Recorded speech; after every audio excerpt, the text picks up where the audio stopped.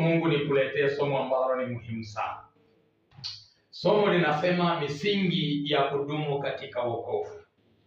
Somo linasema misingi ya kudumu katika wokovu. Niseme ujumbe huu. Tuko kwenye dunia ambayo ina safari ambazo tunajua kabisa safari hizi zinahitaji msaada. Sisi tunaomcha Mungu, msaada wetu ni Mungu, msaada wetu ni Yesu. Maisha ya ulimwengu huu ni magumu sana ukiamua kwenda kwa akili yako. Sasa moja ya eneo ambalo tumelikimbilia ni maisha ya wokovu, maisha ya kumtumikia Mungu, maisha ya kuwa na Yesu. Niseme la pili ni kwamba katika dunia ya leo kuna kundi kubwa sana la watu wanaokwenda kanisani na kumwamini Mungu. Ni watu wengi sana. Lakini kitu cha ajabu, watu wanaoacha wokovu nao ni wengi sana. Watu wanaoachana na wokovu ni wengi mno. Kwa hiyo shetani kwa sasa hivi haogopi na wingi wa watu kanisani.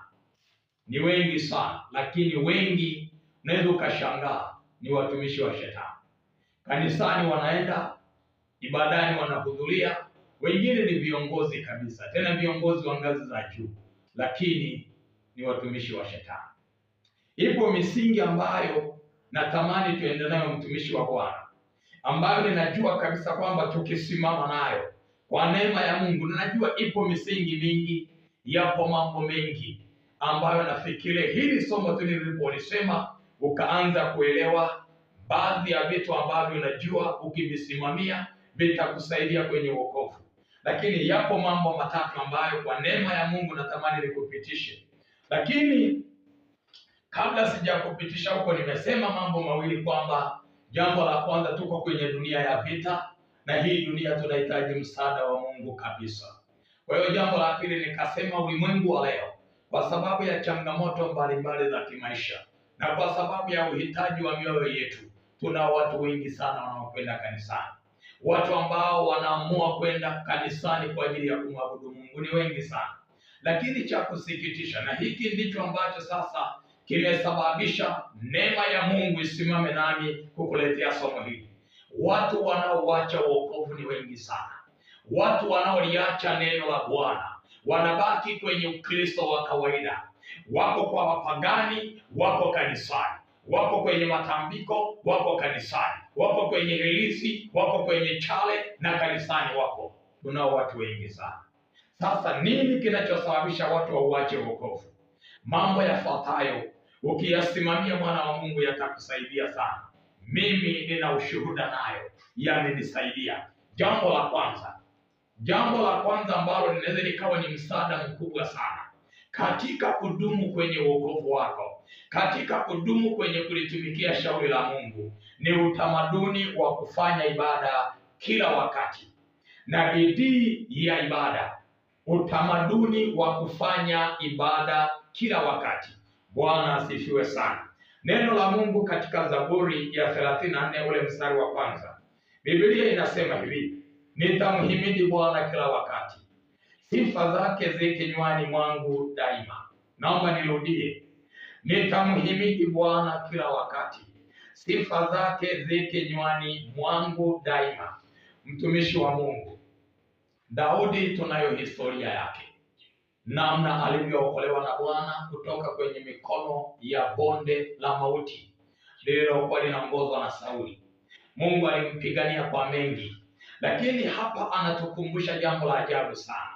Anasema hivi, nitamhimidi Bwana kila wakati. Yeye anaona wakati ambao ni wa maana sana kwake katika maisha yake, sio kucheza karata, sio kuangalia mpira, sio kwenda kwenye madisko, sio kwenda kulewa pombe, sio kwenda kwenye makundi na kujadili habari za siasa. Daudi anatuambia yeye wakati wake ulio mwingi ni kumhimidi Bwana. Wakati wake ulio mwingi ni kukaa malangoni mwa Bwana. Anaendelea anasema, sifa zake zi kinywani mwangu daima. Bwana asifiwe, mwana wa Mungu. Naomba nikwambie, moja ya eneo ambalo mwanadamu anatakiwa kulikumbuka sana na kulizingatia ni kujitengenezea utamaduni wa mazoea juu ya jambo fulani. Wakati nikiwa kanisani niliwaambia Wakristo, huwezi ukala chapati 16 kwa mkupuo.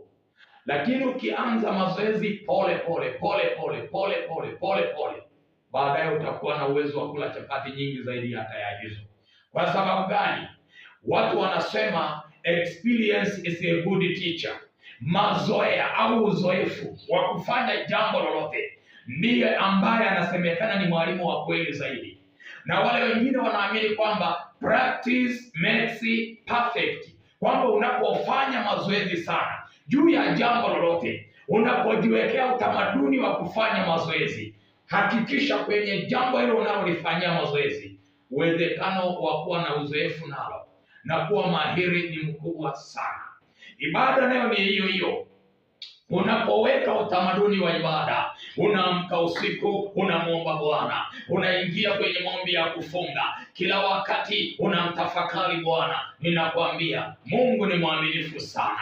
Hataacha kusema na maisha yako, hataacha kudhihirisha ukuu wake kwenye maisha yako. Jiwekee utamaduni wa kufanya ibada. Daudi anasema kila wakati yeye ni kumhimidi Bwana. Wakati mwingine anasema kinywani mwake pamejaa sifa za Bwana, kinywani mwake pamejaa nyimbo za Bwana, kinywani mwake pamejaa ukuu wa Kristo. Ninakwambia Mungu ni mwaminifu sana. Kijitengenezea utamaduni wa kumwabudu Bwana kila wakati, kumfanyia ibada Bwana kila wakati, ukapunguza muda wa umbea, wa kwenda kukaa kwenye makundi na kujadili watu, muda wa kukaa kwenye makundi na kuongelea vitu ambavyo vinaumiza moyo wako, vinaharibu akili yako. Wewe weka muda wako kumtafakari Bwana.